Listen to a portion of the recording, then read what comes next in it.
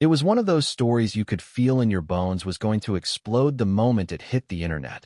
The kind that travels at lightning speed, not because of its accuracy, but because of its shock value, its undeniable ability to tap into human curiosity and raw emotion. For years, Meghan Markle had managed to maintain a carefully constructed public image, the humanitarian, the feminist advocate, the victim of relentless media intrusion. But now, that image faced a direct hit from someone who knew her better than almost anyone, her ex-husband, Trevor Engelson. And what he claimed to have in his possession wasn't just an awkward anecdote or a vague insinuation. No, Trevor allegedly had tangible proof. Flirty, suggestive email exchanges between Meghan and none other than Jason Sudeikis, sent just before she landed a role in the Hollywood comedy Horrible Bosses. Emails, he claims, that hint at meeting privately at a critical moment in casting decisions. The allegation alone was enough to light a fire under gossip blogs and entertainment news outlets, but the name attached to it, Jason Sudeikis, added another layer of intrigue. He wasn't just some obscure producer or low-level casting assistant. This was an actor whose career had been on a steady upward climb, someone respected in both comedic and mainstream circles, a man who, at that time, was well-connected in Hollywood. The implication was clear. Meghan may have leveraged more than just her talent to secure the part, and Trevor Engelson was more than willing to put that narrative into the world. Before we continue, please hit the like button, subscribe to the channel, and turn on the notification bell for updates. But let's rewind for a moment. In the early 2010s, Meghan Markle was not the household name she is today. Before the tiaras, before the royal titles, before her name became synonymous with palace politics, she was a working actress in Los Angeles. Hustling for small parts, taking roles in shows like Suits, and grabbing bit parts in films where her name barely made it into the credits. Horrible Bosses was one of those small but valuable credits. It was a mainstream Hollywood comedy starring Jennifer Aniston, Jason Bateman, Charlie Day, and Jason Sudeikis. Big names that could lend a newcomer like Meghan a boost of credibility and exposure. In an industry where even a few seconds of screen time in a major release could lead to better auditions, more agents taking calls, and a reputation for working with A-listers, this was no minor career step. So when Trevor claims he found, or kept, these emails between Meghan and Sudeikis, the alleged timing makes them more than just casual correspondence. According to him, the messages were exchanged just before casting decisions for Horrible Bosses were finalized.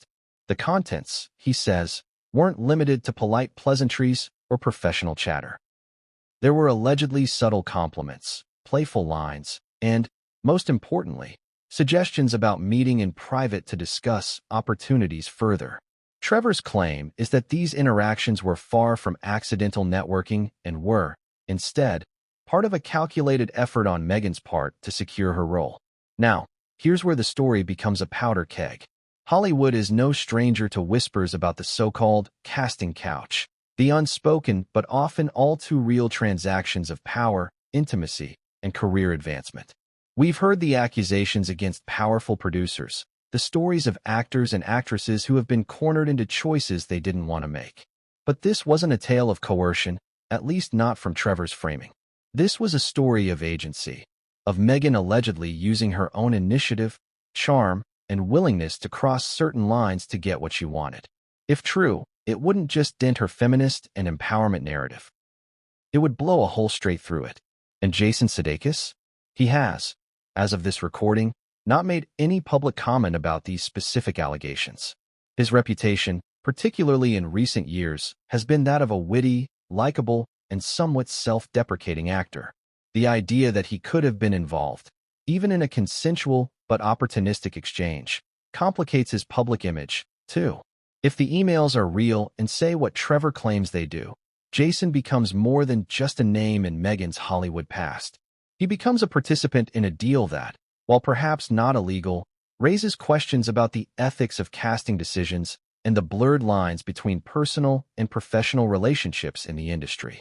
Trevor Engelson's decision to come forward now is also critical to understanding the stakes. This is a man who has kept mostly quiet about his ex-wife since she became the Duchess of Sussex. While there have been rumors of him shopping around stories for TV adaptations loosely based on their marriage, He hasn't dropped a bombshell of this scale until now. So why now? Is it about revenge? About money? About setting the record straight? Or is it something deeper, a desire to dismantle the narrative Meghan has so carefully crafted, especially now that she operates in a sphere where image is everything? As this story began to circulate online, social media erupted. Meghan's critics seized on it instantly, pointing to it as proof of her alleged manipulative nature, the idea that she has always been willing to play any card to get ahead. Her defenders, on the other hand, dismissed it as a bitter ex-husband smear campaign, accusing Trevor of exploiting his past connection to her for publicity and profit. The polarization was intense, and it underscored one of the most fascinating aspects of Meghan Markle as a public figure. People rarely feel neutral about her. You either see her as a woman unfairly targeted by a hostile press or as a master manipulator who crafts her image while hiding a far more ruthless reality. The middle section of this story, the part we're about to dig into, is where the emotional weight hits hardest. Because it's not just about Trevor and Meghan or Meghan and Jason. It's about the culture of Hollywood, the strategic moves behind celebrity careers, and the complex ways people navigate ambition. Whether you believe Meghan was simply networking or believe Trevor's implication that something more intimate took place, the fact remains, these alleged emails, if real, could provide an unfiltered glimpse into the private dealings of two well-known names before they became household figures in their respective fields. And yet, there's a layer of uncertainty here that keeps the tension alive. Trevor hasn't publicly released the full emails, not yet, anyway. The only information available comes from his description of them and from alleged excerpts circulating among a small circle of entertainment insiders. That means the public is caught in a limbo between curiosity and skepticism. Are we about to see undeniable proof that could shake both Meghan and Jason's reputations? Or is this just another round of Hollywood's favorite game, using rumor and partial truths to keep the spotlight burning? The final piece of the introduction's puzzle lies in the timing of these claims relative to Meghan's current position in public life. This is not the story of an anonymous actress trying to get her big break. This is the story of a woman who is now one of the most recognizable and polarizing public figures in the world. Any controversy that challenges her past, particularly one involving another celebrity of Jason Sudeikis' stature, has the potential to become a cultural flashpoint. And Trevor Engelson, whether driven by spite, truth, or sheer opportunism, seems to know exactly how to push that button. This is where we leave the opening act, on the edge of a narrative that promises scandal, confrontation, and perhaps revelations no one was prepared for.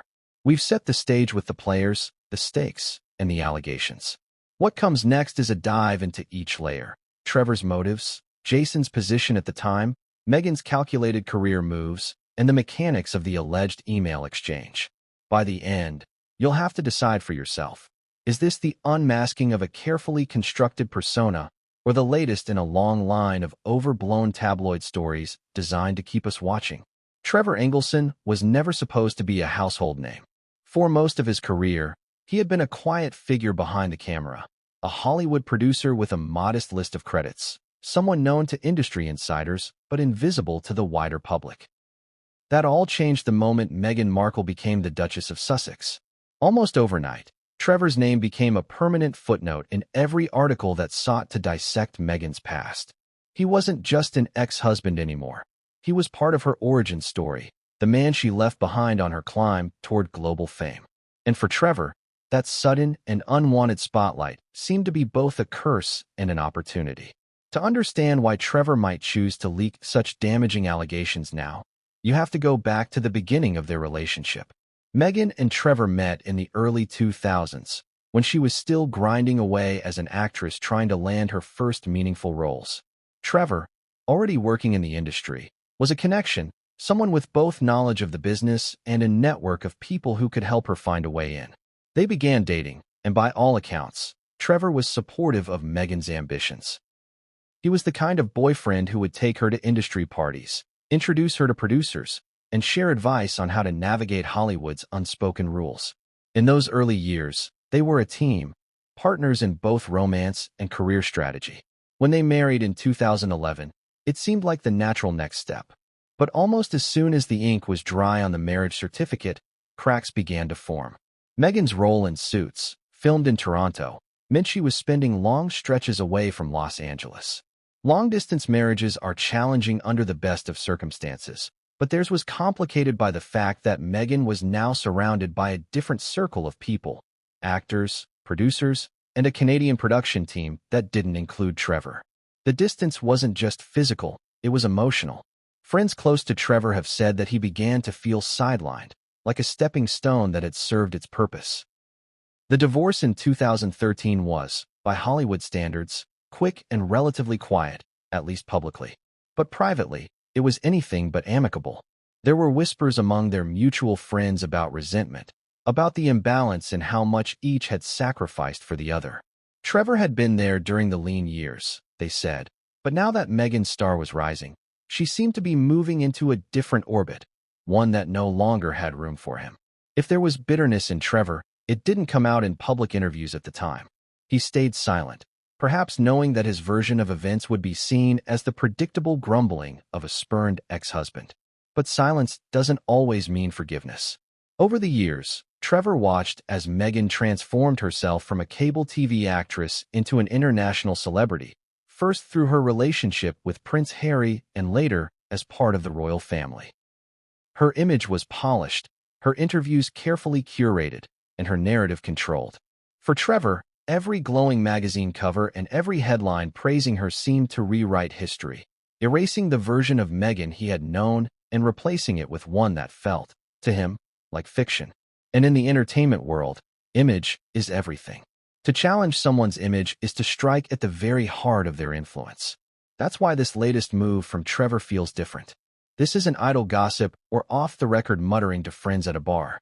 Alleging that Meghan had a sexual or romantic connection with Jason Sudeikis to secure a role is explosive enough on its own, but claiming to have email evidence takes it into dangerous territory. It suggests that Trevor isn't just telling his side of the story, he's trying to prove it. And proof, or even the perception of it, changes everything. Proof means the conversation shifts from "did this happen?" to "what does this mean for her credibility?" The timing is curious too. Meghan and Harry have been under increasing media pressure in recent months, facing backlash over their projects, their public image, and their strained relationship with the royal family. Public sentiment toward Meghan is more polarized than ever, and Trevor releasing these allegations now ensures maximum impact. Some observers believe it's a calculated strike, that Trevor has been holding on to these emails for years, waiting for the moment when they would cause the most damage. Others think it's less strategic and more emotional, that perhaps some new development, personal or professional, pushed him over the edge. There's also the financial angle. Scandal sells, especially when it involves someone as polarizing as Meghan Markle. Whether Trevor's motivation is to shop the story to media outlets, include it in a book, or use it as leverage for future projects, there's no denying that controversy has market value. Producers, publishers, and streaming platforms all understand the draw of a tell-all that promises to reveal the private lives of public figures. Trevor's story, true or not, comes with built-in star power. But revenge is a powerful motivator too. Imagine watching someone you once loved, someone you supported and believed in, rewrite the story of your shared life in a way that makes you irrelevant or, worse, disposable. For some, that would be a wound that never heals. And if you believe you have the means to challenge that version of history, it can be tempting to use it. That temptation grows stronger when you see the person you resent living a life of privilege, commanding global attention, and shaping public opinion with each carefully managed appearance. It's worth noting that Trevor has never publicly confirmed the exact nature of his relationship with Meghan post-divorce.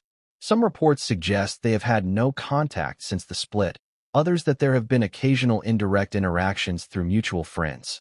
What's clear is that their paths have diverged entirely. Trevor moving on with his own marriage and career, Meghan stepping into the most scrutinized public role imaginable. That distance makes his current actions all the more pointed. This isn't a messy divorce playing out in real time. This is a deliberate re-entry into the narrative years after the fact. The core question becomes, is Trevor motivated more by a desire to expose the truth or to settle an old score? For viewers, this distinction matters. If his aim is truth-telling, then the alleged emails could be seen as a form of accountability, an unmasking of a carefully managed image. But if his aim is revenge, then everything he says and does will be viewed through that lens, casting doubt on his credibility and making his claims look like the weaponization of private information. Either way, Trevor's involvement changes the tone of the story. Without him, this would be an anonymous rumor, salacious, yes, but easy to dismiss. With him, it becomes a personal betrayal, a narrative of someone from Meghan's inner circle stepping forward to reveal secrets. And in the court of public opinion, betrayals carry a weight that anonymous sources simply can't match. This is no longer just Hollywood gossip. It's the weaponization of personal history. As we move deeper into the story, Trevor's motives will remain a thread running through every chapter. Because ultimately, no matter how damaging the allegations may be, the credibility of the accuser is as important as the content of the accusation. And in this case, the accuser has a complex, tangled history with the accused. One that makes it impossible to separate personal grievance from public revelation. Jason Sudeikis, in the early 2010s, was a man in transition, both professionally and personally. Known primarily for his work on Saturday Night Live, where his sharp comedic timing and easy charm made him one of the standout performers, Jason had begun moving into the world of mainstream film. By the time Horrible Bosses was being developed and cast, he was no longer just that guy from SNL. He was an actor with a growing resume of successful comedies, a recognizable name to audiences, and, crucially, a figure with enough influence in Hollywood circles to make introductions, put in a good word, or help shape casting decisions in subtle but significant ways. Horrible Bosses was, in many ways, a turning point in his career. Surrounded by a cast that included Jennifer Aniston, Jason Bateman, and Charlie Day, Sudeikis held his own as one of the three leads. The film's success, both commercially and in terms of cultural impact, elevated his status. It cemented his place as a bankable comedic actor who could deliver big laughs while playing a relatable everyman. This rising profile meant that Jason was not just another cog in the Hollywood machine. He was becoming part of the machinery itself, with a network of contacts that extended beyond co-stars to producers, casting directors, and studio executives. But it wasn't just his career trajectory that made this period in Jason's life notable. It was his personal circumstances. Around the time Horrible Bosses was being made, Jason was coming out of a long-term marriage to writer-producer Kay Cannon. The separation had been public but relatively drama-free, and Jason appeared to be moving forward with his characteristic good humor. Still, friends and colleagues have often remarked that divorce can change the way people approach new relationships, particularly in an industry where flirtation and networking often blend together. Jason, newly single, was moving through an environment that blurred the lines between professional collaboration and personal chemistry. This is where the alleged emails between Jason and Meghan Markle take on a different shade of meaning. At that point, Meghan was an ambitious actress still on the periphery of Hollywood's A-list circles. Jason, on the other hand, was already embedded in them. If they did exchange the kind of playful, suggestive messages Trevor Engelson claims to have, it's not hard to see how the dynamics of their respective positions could create an environment for such interactions. For Jason, it may have been lighthearted or even routine, the kind of banter that's common in an industry that thrives on social connections. For Meghan, it could have been a calculated move, an opening to secure not just a role, but a valuable connection. In those years, Jason's reputation in Hollywood was one of affability. He was approachable, quick with a joke, and not prone to diva-like behavior. Co-stars often spoke of his generosity on set and his ability to make everyone, from the lead actors to the crew, feel at ease. But there's another side to being the nice guy in Hollywood. It often means you're in high demand socially, invited to events, after parties, and industry dinners where deals are floated over cocktails and careers can shift course in a single conversation. Jason, being both popular and newly single, would have been in those spaces regularly.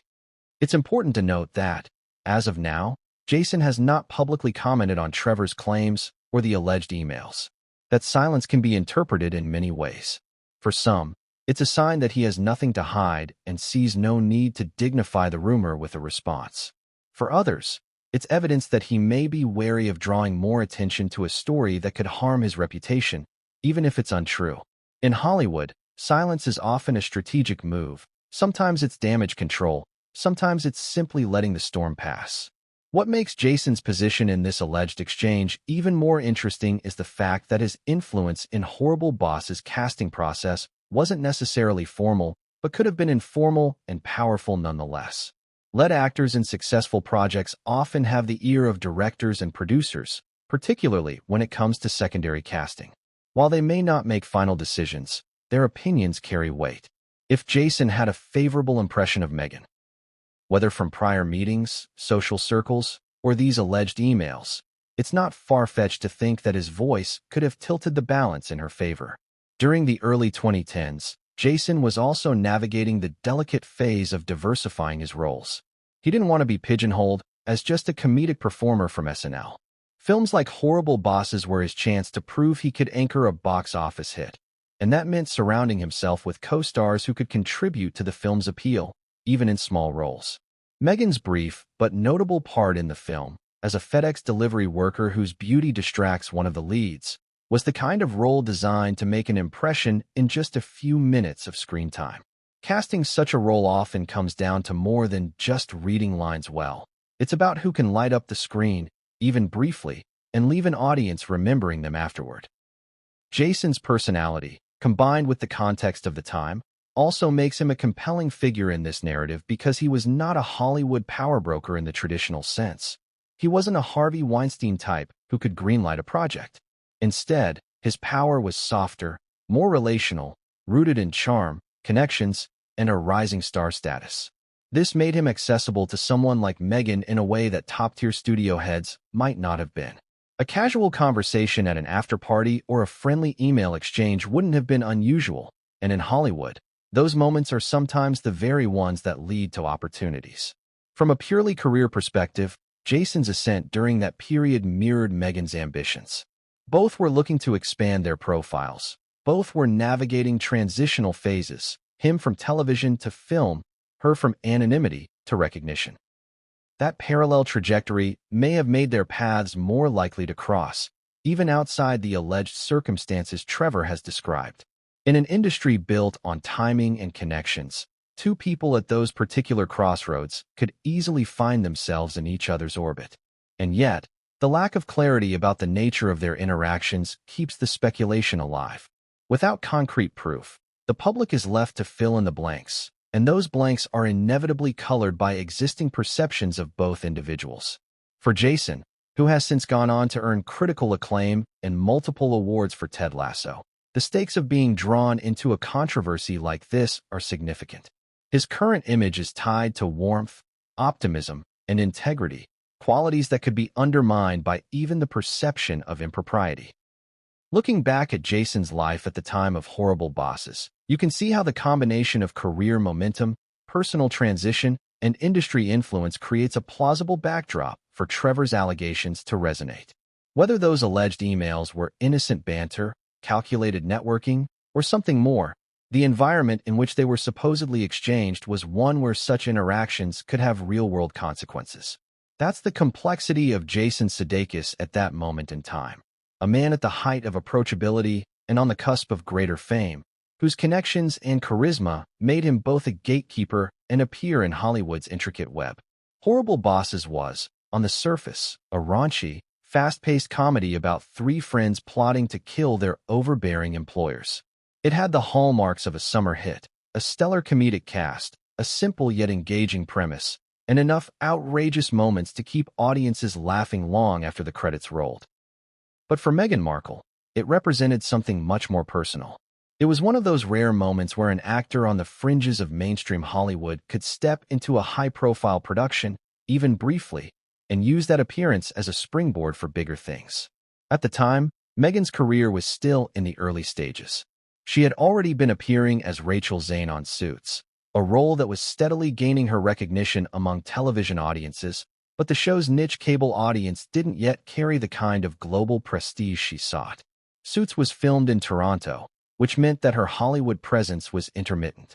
Landing even a small role in a major feature film could be a way to keep her name alive in casting rooms, to remind the industry she wasn't just a TV face tucked away in Canada. Horrible Bosses was the perfect vehicle for that. Not because the role itself was substantial, but because of who she would be sharing screen time with and the sheer reach of the film. Her role was short, almost blink and you miss it, a FedEx delivery worker whose beauty distracts Jason Sudeikis' character to the point of comic exaggeration. In the script, the moment was a throwaway gag, a quick injection of humor between plot beats, but in execution, it required someone who could make an impression without saying much. The delivery had to feel authentic but also magnetic, a combination that could catch the eye of casting directors who might be watching the film for future talent. Small roles like this often go unnoticed by audiences, but within Hollywood, they can be strategic. Producers and agents pay attention to who can pull off a memorable cameo. If an actor can grab attention in just a few seconds, the assumption is that they might be able to carry a larger role with the same charisma. For Meghan, this wasn't just about being on screen. It was about creating a moment that could linger in the minds of industry insiders. Landing that kind of role isn't always straightforward. For films like Horrible Bosses, the leads and supporting cast are usually locked in early, but bit parts and cameos are often decided closer to the start of filming. Sometimes they're filled by casting calls, other times by recommendations from someone already on the project. This is where industry relationships play a huge role. A quick nudge from a lead actor, a word from a producer, or even a mutual acquaintance suggesting your name can make the difference between getting the part and never being considered. According to Trevor Engelson's claims, it was in this window of decision-making that Meghan's alleged emails to Jason Sudeikis took place. If his account is accurate, those exchanges happened just before she was cast, the kind of timing that would naturally raise eyebrows. Casting directors may have had her in mind already, or they may have been swayed by endorsements from people inside the production. Either way, it underscores how tightly personal and professional interactions are woven together in Hollywood. What's particularly telling about Meghan's appearance in Horrible Bosses is the way she referenced it afterward. In later interviews, she mentioned the role lightly, almost self-deprecatingly, framing it as one of many small jobs she'd taken on her way to bigger opportunities. She positioned herself as someone willing to take whatever work came her way, to stay visible and keep learning. But the subtlety with which she spoke about it also meant she never lingered on how she got the part, leaving that gap open to interpretation. From a purely career strategy perspective, Meghan's choice to appear in Horrible Bosses made sense. The film was a box office success, grossing over $200 million worldwide. That meant her brief cameo was seen by millions of people, a far larger audience than most of her other pre-royal acting work.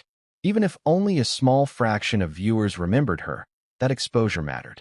And within the industry, it could be pointed to on a resume as proof of having worked on a major studio production with high-profile talent. The nature of the role itself also aligned with the kind of parts Meghan often played in her early career. Characters whose attractiveness was part of the scene's humor or impact. She'd been cast as a briefcase girl on Deal or No Deal, a flirtatious bartender, and various other roles that leaned on looks more than dialogue. Horrible Bosses fit that mold, a quick visual moment designed to make audiences smile and keep the comedic energy flowing. Still, in Hollywood, the optics of how you land, even a small part, can have lasting implications. If a performer is perceived as having used charm or personal connections to secure a role, it can either enhance their reputation as a savvy networker or damage it if framed as manipulative. The allegations Trevor has made hinge on that perception, that Meghan didn't just audition like any other actor, but actively worked behind the scenes, leveraging an alleged connection with Jason Sudeikis to tip the scales in her favor. It's also worth considering the culture of the industry at the time. In 2010 and 2011, before the #MeToo movement, conversations about power dynamics in casting were quieter, often brushed aside as just how Hollywood works. The line between networking and impropriety was blurry, and many up-and-coming actors felt pressure to play the social game aggressively if they wanted to break through. Against that backdrop, Meghan's securing of the Horrible Bosses cameo can be seen in two very different ways. As an example of a determined actress making her own opportunities, or as a calculated play that crossed ethical boundaries. For Meghan, the actual filming of the scene was quick, straightforward, and lighthearted. Reports from the set described her as professional, friendly, and easy to work with. There was no indication of tension or controversy during production. On camera, the moment played exactly as intended, a small beat in a larger comedy, designed to get a laugh and then move on. Off camera, however, the path to that moment is now being revisited under a far more critical lens. When the film was released, Meghan's name was not featured in promotional materials, nor was her role highlighted in press junkets. This was standard for such a minor appearance. But for those tracking her career trajectory, it was a quiet yet notable addition to her filmography, a sign she was edging closer to more mainstream visibility. Casting directors and producers might not have remembered her name from the film, but they could remember that FedEx girl when she walked into a future audition. This is why Trevor Engelson's current allegations carry such weight. They are not about a headline role or a career-defining performance, but about the unseen mechanics behind a small but meaningful step in Meghan's climb. If it were proven that the role was secured through personal, non-professional interactions, it would challenge the narrative of her success being purely merit-based. It would also invite uncomfortable questions about how much of her early Hollywood career was shaped by similar dynamics. As we move forward, the question becomes whether this moment in Horrible Bosses was a simple example of seizing an opportunity or a calculated move with personal undertones. For Meghan, the difference is more than semantic. It's the line between being seen as ambitious and being seen as manipulative. And in the cutthroat world of Hollywood, that line can define a career. The alleged email leak is where this entire story shifts from whispered rumor to potentially documentable scandal. Up until this point, everything about Meghan Markle's appearance in Horrible Bosses could be explained away by standard industry practices: networking, timing, a good audition. But when Trevor Engelson claimed to possess actual written exchanges between Meghan and Jason Sudeikis, the story crossed into dangerous new territory. Words on a screen, especially when dated and traceable, are far harder to dismiss than hearsay. They carry the weight of tangible proof, even if the context around them remains murky. According to Trevor's account, these emails were not stumbled upon by accident. He says he became aware of them while they were still married, at a time when Meghan was actively pursuing work in Hollywood between seasons of Suits. The way he tells it, he wasn't snooping through her private correspondence without cause. Rather, he claims the emails came to his attention because Meghan was using their shared devices and accounts, and certain notifications or drafts appeared in places he could see. Whether this was deliberate on her part or simply careless is unclear, but Trevor insists that what he read stuck with him for years. He describes the tone of the emails as flirty and suggestive, not overtly explicit, but laden with innuendo. There were compliments exchanged, lines about charm, chemistry, and enjoying each other's company. Most importantly, Trevor alleges there were multiple references to meeting privately to discuss opportunities, phrased in a way that could be interpreted as both professional and personal. He claims the wording was ambiguous enough to avoid outright incrimination, but intimate enough to suggest the subtext was clear to both parties involved. In Hollywood, such phrasing is far from rare. The industry runs on informal meetings, lunches, drinks, after-hours gatherings that can lead to legitimate professional collaborations. But when those invitations are mixed with flirtatious undertones, the perception changes. For Trevor, these were not harmless networking exchanges. They were calculated steps towards securing a role, and they left him questioning the nature of Meghan's relationship with Jason Sudeikis at the time.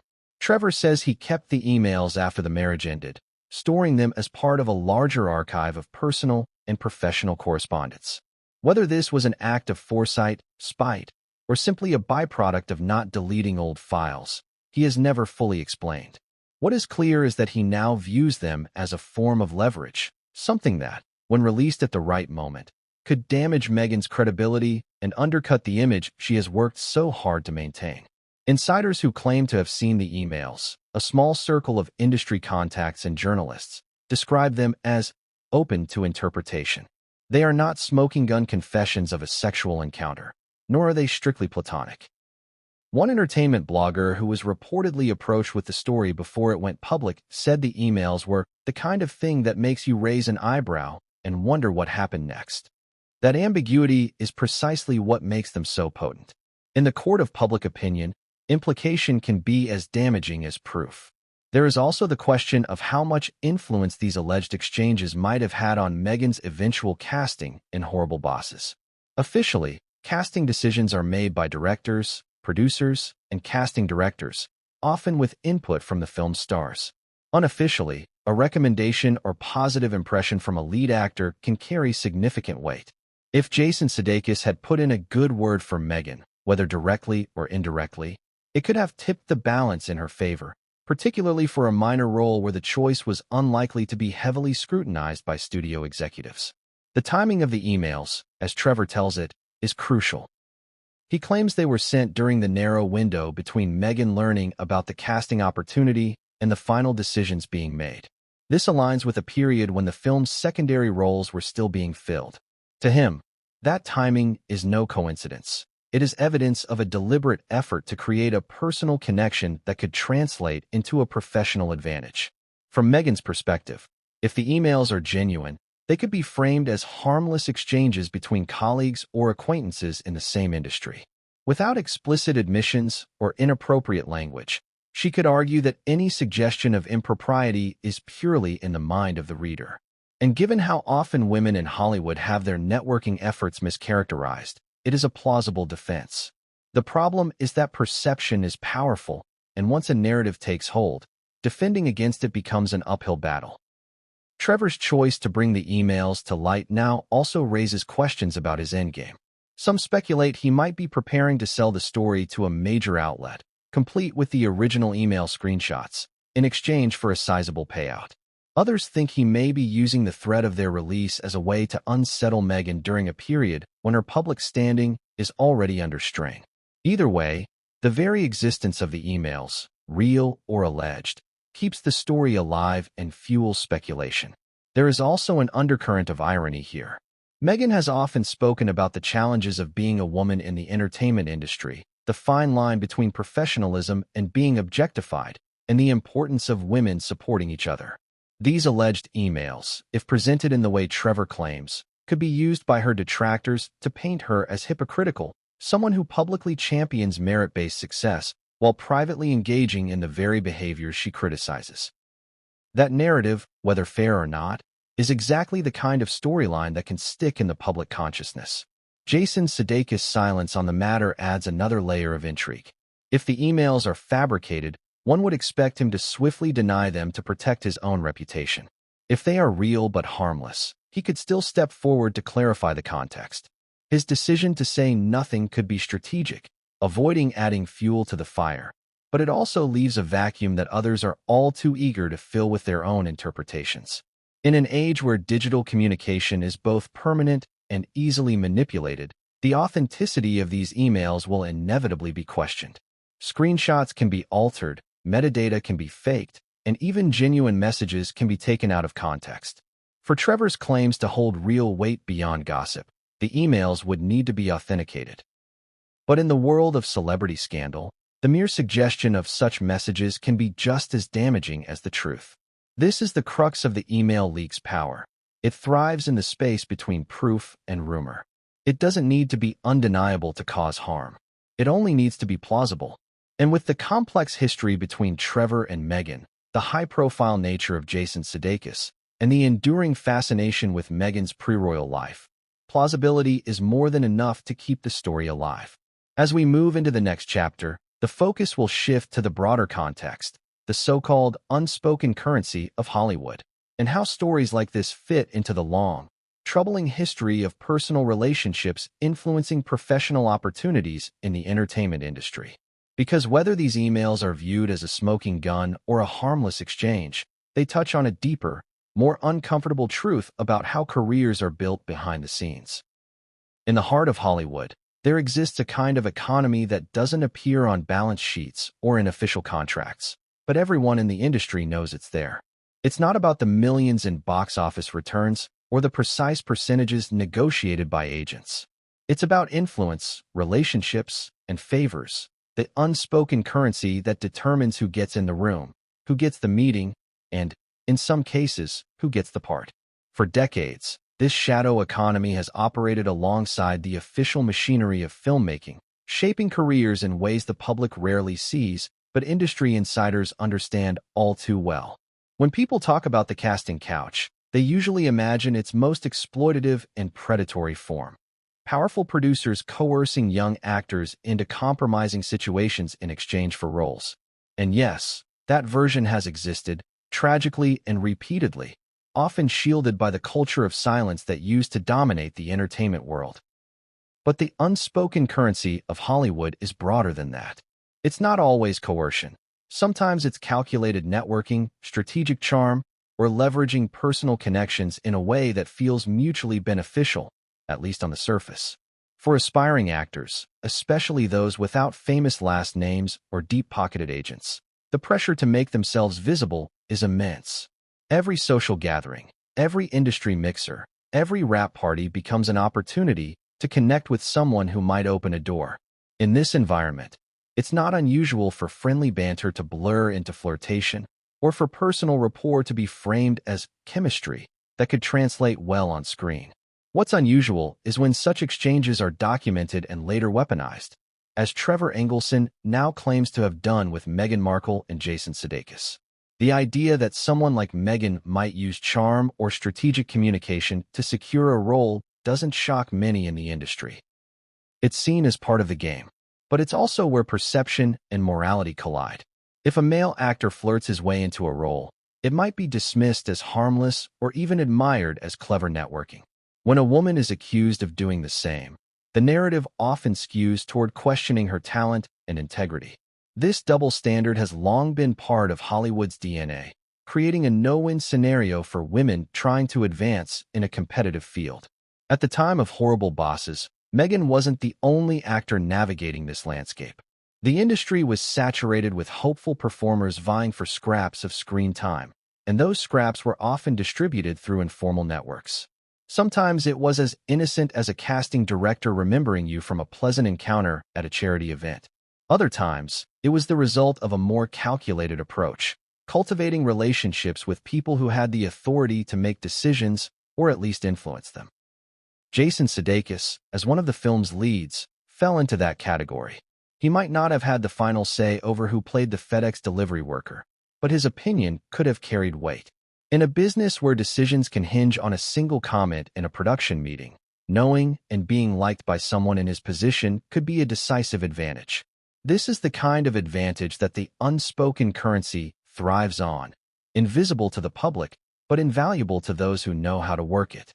Critics of this system point out that it perpetuates inequality, rewarding those who are socially adept or physically attractive over those whose talent might be equal or greater but less visible. Defenders, however, argue that entertainment is an inherently personal business, built on relationships and trust, and that networking is simply part of the job. In practice, the truth is somewhere in between. Relationships matter because they foster trust and collaboration.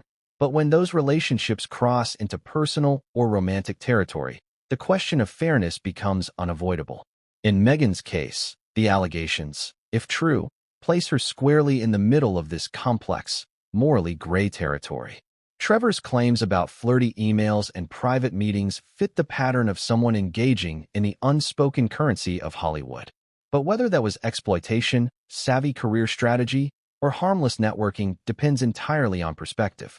If Meghan and Jason's exchanges were consensual and mutual, they could be seen as nothing more than two adults navigating their industry's social landscape. If they were one-sided or manipulative, the interpretation shifts dramatically. It's important to understand that Hollywood's unspoken currency isn't limited to romantic or sexual dynamics. It can also be about shared interests, mutual favors, and calculated alliances. An actor might agree to attend a charity gala knowing it will put them in the same room as a particular director. A producer might cast someone with a strong social media following to tap into their audience, even if their acting credentials are thin. In both cases, the exchange is transactional, but it doesn't involve anything illicit. The Meghan-Jason situation, as presented by Trevor, sits in the most controversial zone of this spectrum, the one where personal rapport is intertwined with professional gain. This is part of what makes Trevor's alleged emails so explosive. They don't exist in a vacuum. They resonate because they tap into a long-standing narrative about Hollywood's hidden economy. They confirm, or at least appear to confirm, what many outsiders already suspect: that careers can be advanced not just by talent and hard work, but by knowing the right people and making the right moves in the shadows. And because Meghan has built so much of her public image on the idea of authenticity, merit, and advocacy for women, the perception that she may have participated in this system in a compromising way is particularly damaging. The cultural climate has shifted since the days when these kinds of exchanges were brushed aside as just how things work. The hashtag #MeToo movement forced the industry to confront the darkest parts of its unspoken currency, exposing predators and dismantling networks of silence. But it also complicated the conversation about agency and ambition. If someone willingly uses charm or personal connection to secure a role, does that make them complicit in an unfair system, or simply a pragmatic player in a game they didn't create? That's the question lurking beneath Trevor's allegations, and it's one that doesn't have an easy answer. In the context of Meghan's life story, this chapter is pivotal. Her trajectory from working actress to royal duchess to global brand is one of the most dramatic in recent celebrity history. Every rung on that ladder has been scrutinized, but few moments from her pre-royal career have been re-examined with as much potential fallout as this one. If the horrible boss's cameo can be reframed as a product of Hollywood's unspoken currency, it invites people to reassess not just that role, but the entire foundation of her ascent. What makes this all the more potent is the emotional undercurrent. People don't just consume stories about Hollywood for the facts. They consume them for the morality tales they imply.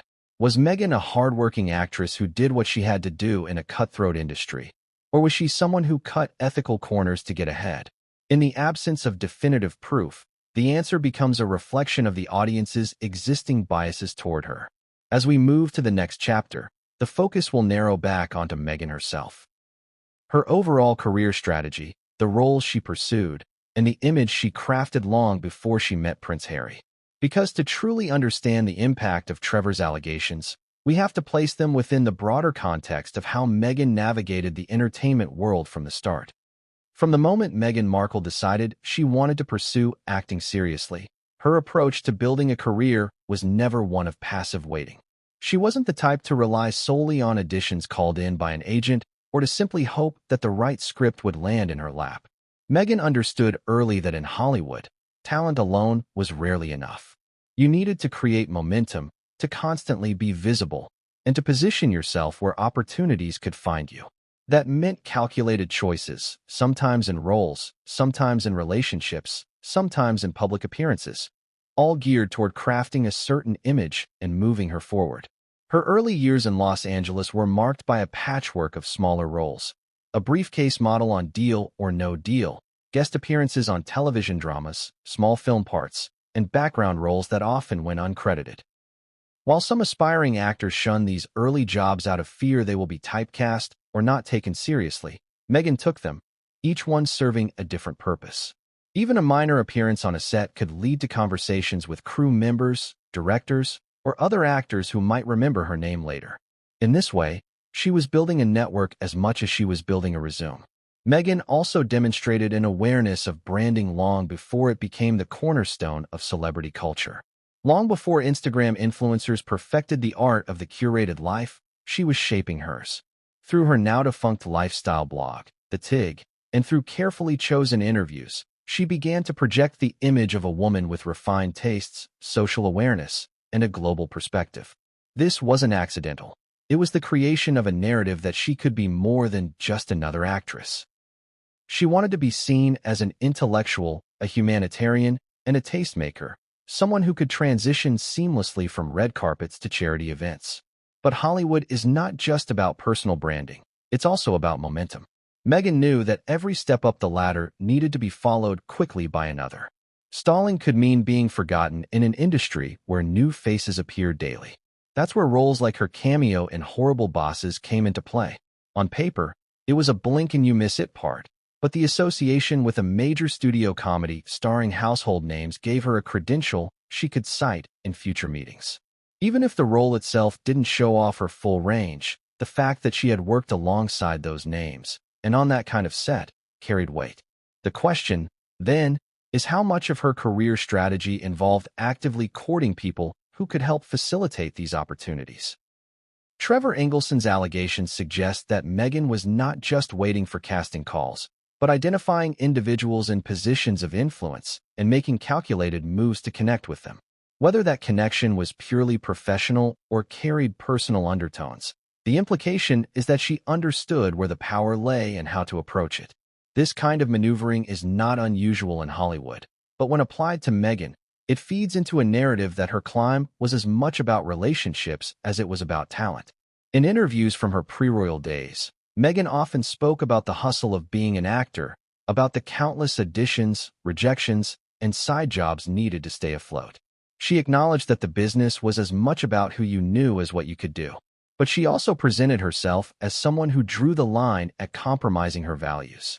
If Trevor's claims are accurate, that line may have been more flexible than she admitted publicly. And that flexibility, in turn, raises questions about how calculated her entire trajectory might have been. Her time on Suits is a key example of how she leveraged a role into a broader platform. Suits gave her steady work and a recognizable character, but she didn't limit herself to simply playing Rachel Zhang. She used the visibility of the show to secure invitations to panels, charity events, and fashion shows. She became a regular fixture at industry-adjacent gatherings where actors mingled with political figures, business leaders, and philanthropists. Each appearance was another piece in the puzzle, expanding her network beyond the traditional entertainment circles and into arenas where she could cultivate an image of sophistication and influence. Meghan's calculated approach extended beyond her professional moves into her personal life. Her relationships often intersected with her ambitions, whether intentionally or not. From her marriage to Trevor Engelson, a Hollywood producer, to her later friendships and social connections, Meghan's circle often included people who could open doors. This is not unique to her. It's how the industry has always worked. But for someone building a brand as an advocate for authenticity and merit, it creates an inherent tension between the public story and the private strategy. Even the TIG was part of this larger plan. On the surface, it was a personal passion project, a place for Meghan to share thoughts on food, travel, and fashion. But it also functioned as a subtle marketing tool, aligning her with certain brands, showcasing her lifestyle to potential collaborators, and creating a persona that was aspirational but relatable. The blog allowed her to control her narrative at a time when she wasn't yet famous enough to have that power in mainstream media. By the time she met Prince Harry, she had already mastered the art of presenting herself in a way that appealed to both high society and the general public. If we frame the horrible boss's cameo within this larger context, it fits neatly into the arc of Meghan's career strategy. It was not a random gig, but a deliberate addition to her portfolio, one that served both immediate and long-term purposes. Immediately, it put her in proximity to established stars and on the radar of industry insiders. Long-term, it added to her credibility as an actress who could move between television and film. If Trevor's allegations about her emails with Jason Sudeikis are true, then it would suggest that she was willing to use every available tool, personal connections included, to secure that opportunity. To some, this is simply smart business. To others, it's evidence of manipulation. The reality is likely somewhere in between. Meghan's career strategy was built on understanding the mechanics of the industry and positioning herself advantageously within them. That she may have blurred the lines between personal charm and professional networking is not surprising, but the public's perception of that blurring is where the controversy lies. What is undeniable is that Meghan played the long game. Every move, from her early bit parts to her blog to her carefully curated public appearances, seems designed to build towards something bigger. Horrible Bosses was just one step in that plan, but in light of Trevor's claims, it's a step that now carries a different weight. It's no longer just a cameo in a comedy. It's a moment that could either be seen as a harmless part of the hustle or a telling glimpse into how far she was willing to go to climb the ladder. When Trevor Engelson's allegations first began to ripple through the industry, much of the immediate attention wasn't focused solely on Meghan. It shifted quickly toward Jason Sudeikis, the other half of the alleged email exchange. The public and press alike wanted to know, How would Jason respond? Would he step forward with a flat denial, attempt to provide context, or choose to remain silent and hope the story faded? His decision, or indecision, would be pivotal in shaping how seriously the allegations were taken and how long they would remain in the spotlight. At the time the story began surfacing in whispers and early online chatter, Jason was in a different phase of his career compared to when Horrible Bosses was filmed. He had evolved from being primarily known for comedic supporting roles to becoming a leading man with critical acclaim, thanks to projects like Ted Lasso. That show had elevated his public persona into something wholesome and deeply likable, the kind of man audiences felt they knew personally, someone warm, self-deprecating, and above all, decent. This crafted image was valuable, both commercially and personally, and the last thing Jason needed was to be caught in a controversy that could paint him as opportunistic or unprofessional.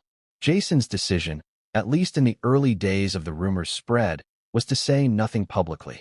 No statements from his publicist, no clarifications in interviews, no social media posts addressing the matter. This silence was notable. In Hollywood, silence is rarely accidental. It's almost always a deliberate choice, guided by publicists, lawyers, and image consultants. The logic behind it is simple. Sometimes acknowledging a story gives it more life than it would otherwise have. If Jason had responded directly, it might have escalated the coverage from speculative gossip to a widely covered celebrity scandal with multiple news cycles. Privately, industry insiders speculated on several possibilities. Some believed Jason truly had nothing to hide, and that ignoring the story was the best way to prevent it from gaining traction. Others thought his silence was a protective measure, that he was weighing how to respond without implicating himself or drawing unnecessary scrutiny to his personal life. A few went further, suggesting that perhaps there was truth to Trevor's claims and that Jason was treading carefully to avoid public and professional fallout. Jason's position in the industry complicated matters further. By this point, he wasn't just an actor. He was also a producer and a creative figure with influence over projects. Maintaining a reputation for professionalism was crucial for those roles. Any suggestion that he had blurred professional and personal boundaries in casting could cast a shadow over his credibility, even if the alleged exchange with Meghan had been entirely consensual and above board.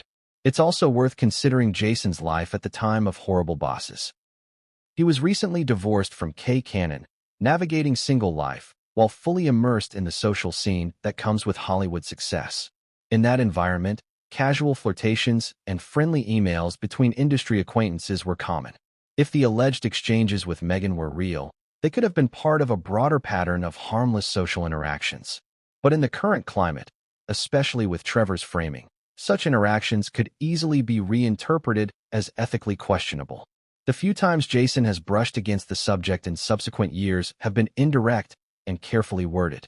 In general interviews about Hollywood, he has acknowledged the blurred lines between work and socializing, but he has also emphasized professionalism. These comments, while vague, can be read in multiple ways depending on one's existing view of the allegations.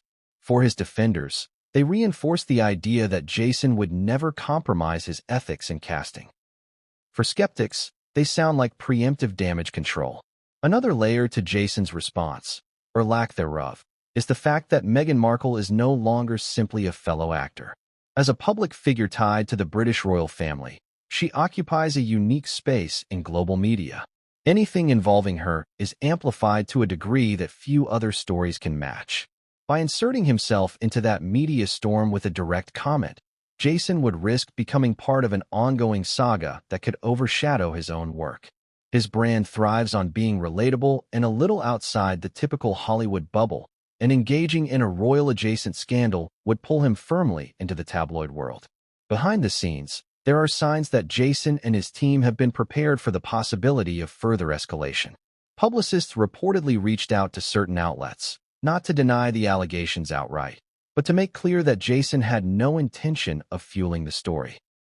This kind of quiet background work is typical in Hollywood crisis management, dampening interest without drawing headlines about damage control. Ultimately, Jason's response has been defined by strategic absence.